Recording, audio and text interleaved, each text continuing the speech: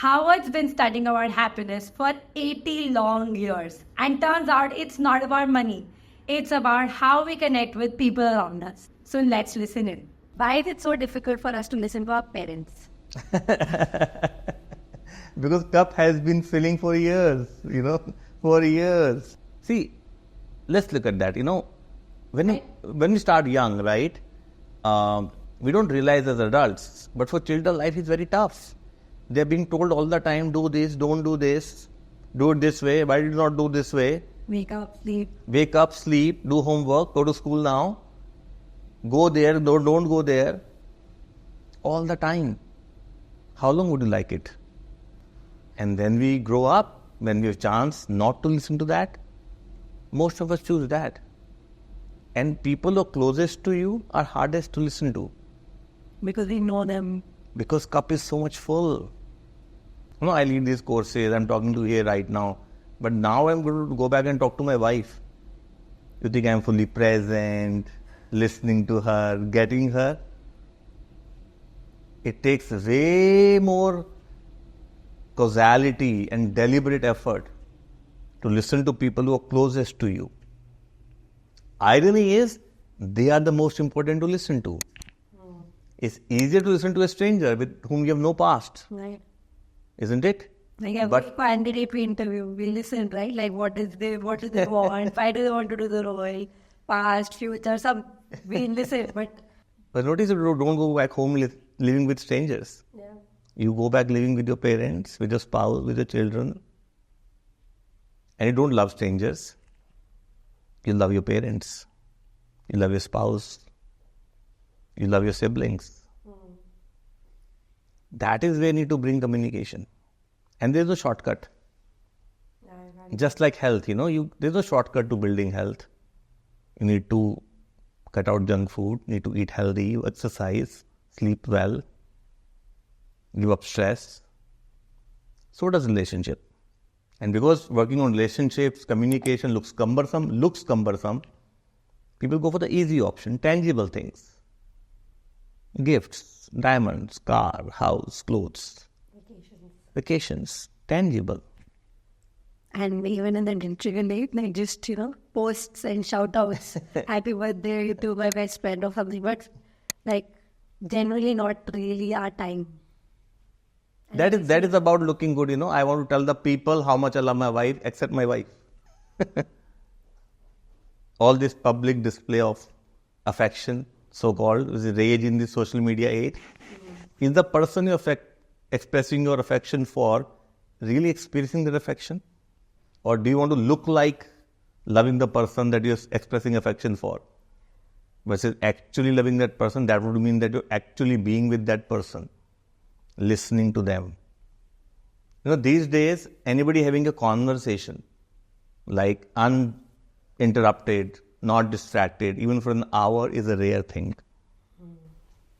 No phone being attended to, no WhatsApp messages in reply. Yeah. Very rare. There is just so many interruptions on the system. So we're getting lost in symbols of love, expressions of love. Did you say love you to me?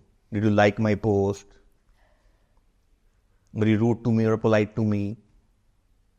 Versus, are you with me? What did you give to your wife this Valentine's Day? Almost nobody answers. An hour of listening. So do you actually practice an hour of listening? Sometimes. I do intend to. Yes. For me, the most precious gift I can give to somebody is listen to them. Right. Just like sometimes, you want to just go for a run. Right. And you just look, you do your run and you feel so satisfied.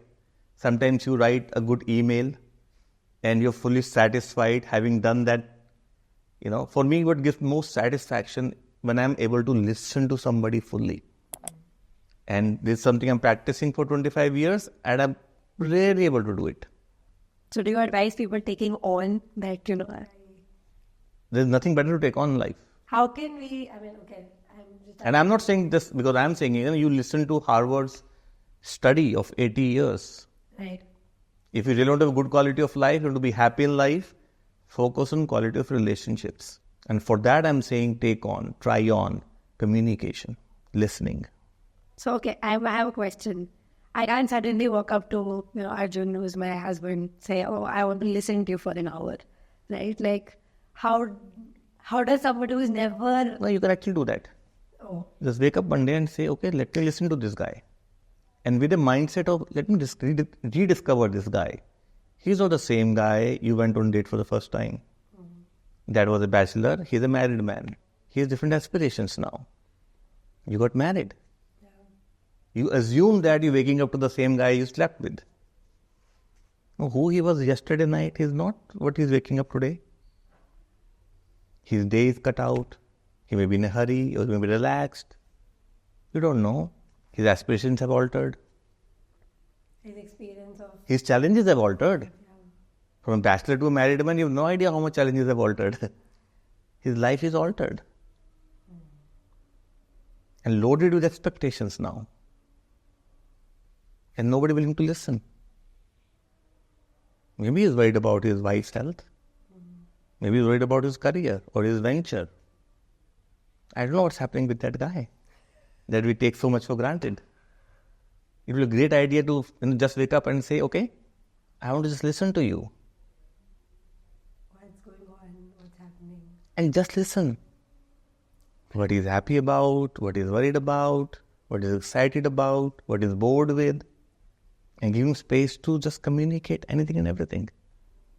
And what if people don't communicate? Let's say not Arjun, for example, but I can think of, some people in my life who may be reserved or more closed. Like, I remember once going up to my grandfather and I never said that, I love you, Babaji. And I just one day called him up and I said, Babaji, I love you. These are Western concepts.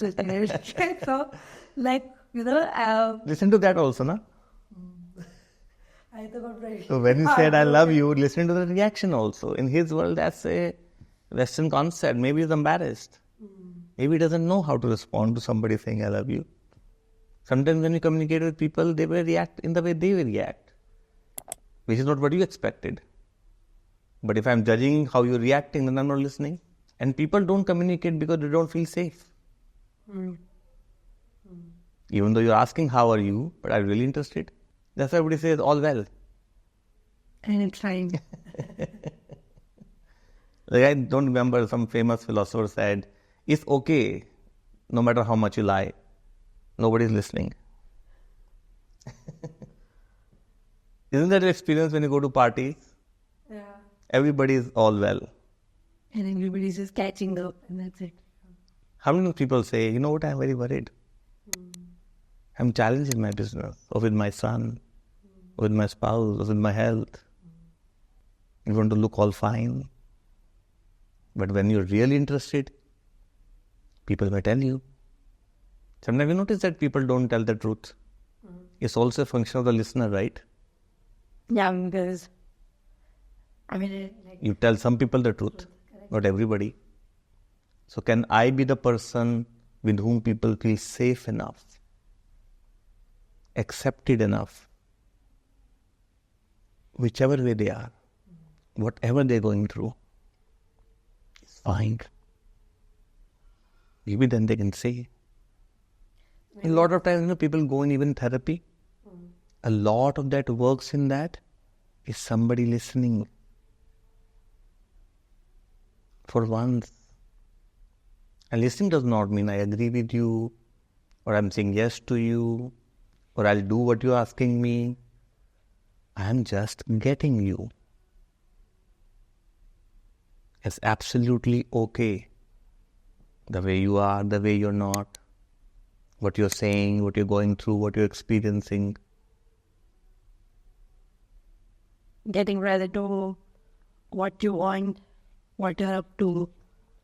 Just perfectly fine. And then automatically we build empathy or compassion in the relationship, right? There's no building empathy. When I'm with you, I'm experiencing what you're experiencing. There's empathy in action. We have a concept called building empathy. Building empathy, I imagine what you're experiencing. No, I can actually experience your experience. Haven't you sometimes, watching a movie and something's happening in the movie and you're crying? Yeah. That's empathy. you're experiencing somebody's experience. It could be pain, it could be happiness, it could be excitement. When you're listening, when you're actually communicating, empathy is present. There's nothing to build, nothing to one day.